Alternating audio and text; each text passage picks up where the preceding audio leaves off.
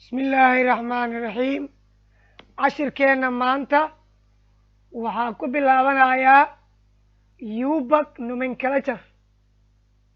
of ketones magacaabista yubak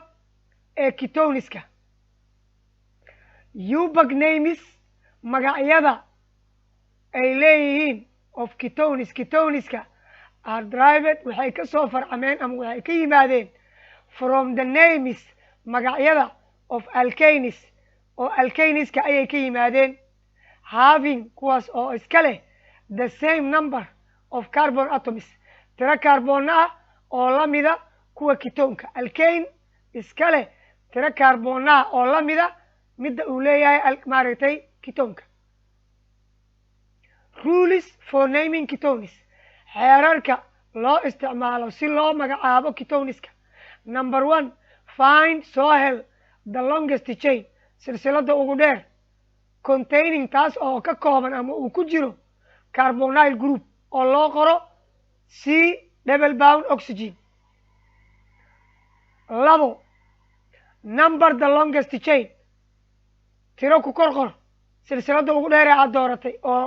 longest chain oo macnaheedu uu yahay parent chain to give si aad u siiso the carbonyl carbonka ku dhegan double boundka oxygenka si aad u siiso the lower number tirada ugu yar saddex change the e ending of the parent alkane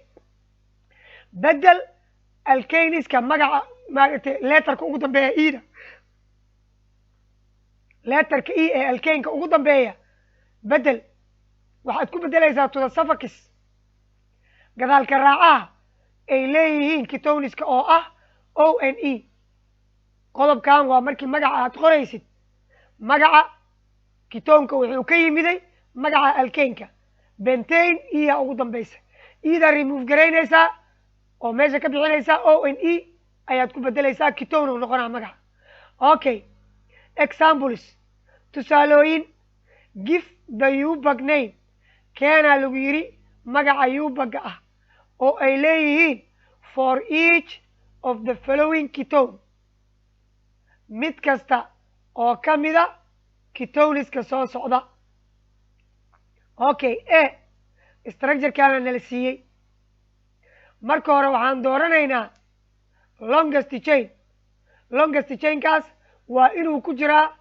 carbonyl groupka ama carbonyl carbonka oo midkan ah carbonyl groupkana la dhahaa aan ku calaamadiyey carbonyl carbonkana waa midkan markaan isticmaalayno yubak name waxaan dooranaynaa longest chain structurekan longest chainkiisa kanuu noqonayaa aan hadda calaamadinayo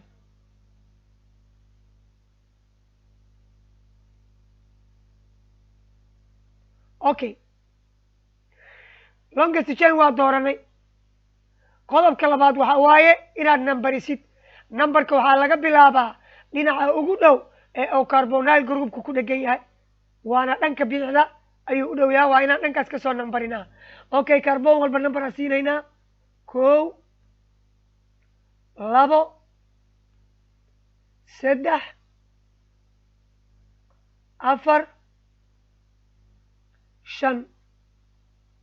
qaabkaas ayaan u numbarinay hadda waxaan qoraynaa magacii maaragtay structurekan uu lahaa magaciisa ayaan qoraynaa hadda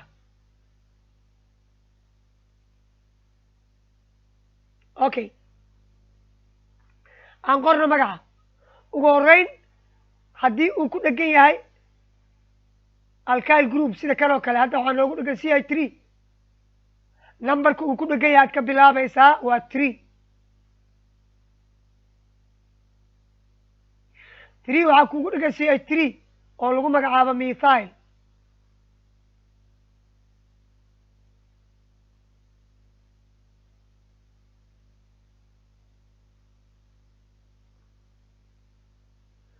kadib waxaa ku xijinaysaa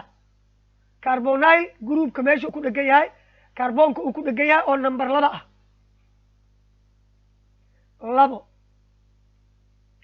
kadib silsilada kuugu dheer waa 5 carbon atom awal bentayna la dhihi jiray ida remove garee ka bixi ka saar ida meesha ONE ku dar bentanone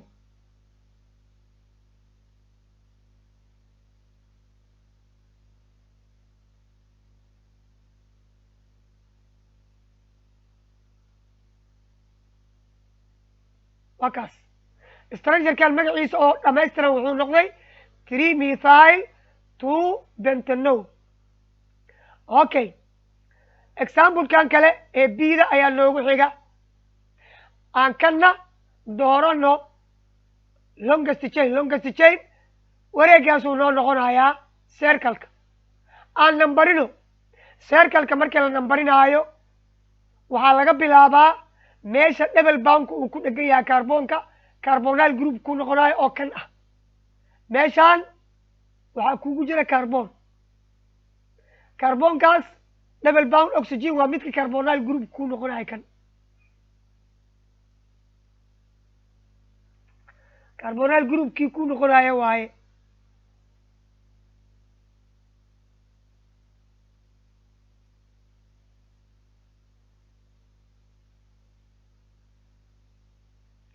okay si fiican aan u qoro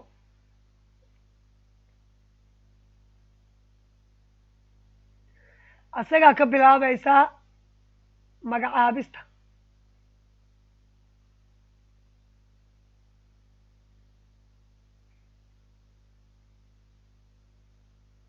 okay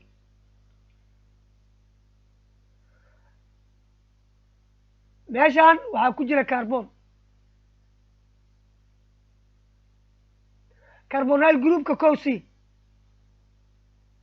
laakiin 2 3 dhankaan usoo socay dhankaan kale taa u socon 1 2 3 ay naqanay 1 2 3 iyo 1 1 2 3 4 dhankaan waa 4 markii counter clockwise lid saacad wareeg haddaan usoo soconno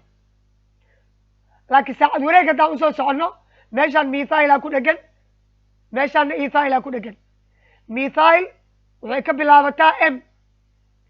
ethylna waxay ka bilaabataa e number ahaanna iyadaa dhow oo 1 2 3 ay ku dhegan tahay ethyl laakiin haddaan dhankan kale usoo soconno kan 2 noqonaa kan 3 noqonaa methylka 4 noqonaa dhankaan usoo soco marka inta 2 c halkaan 3 c halkaan 4 c halkaana 5 c halkaana 6 okay magacaan qorno marka magacaan wuxuu noo noqonayaa 3 ethyl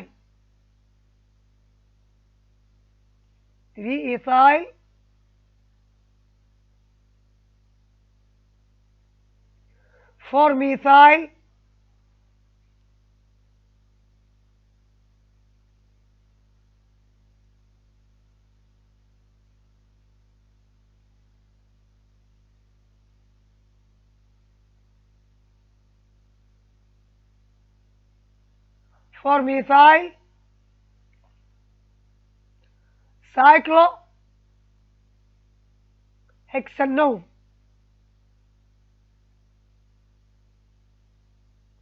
cyclohexanone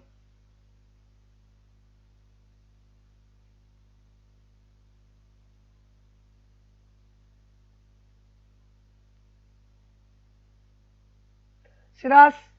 ayuu noqonayaa magacaabistii structure-kan 3 ethyl 4 methyl cyclohexanone cashirkeenni maanta oo aan ku soo qaadanay UPAC nomenclature of ketones iyo ruleska loo isticmaalo intaas ayaan ku soo gabagabaynaynaa waa noo cashirkeenna dambe insha allahu tacaala sidaas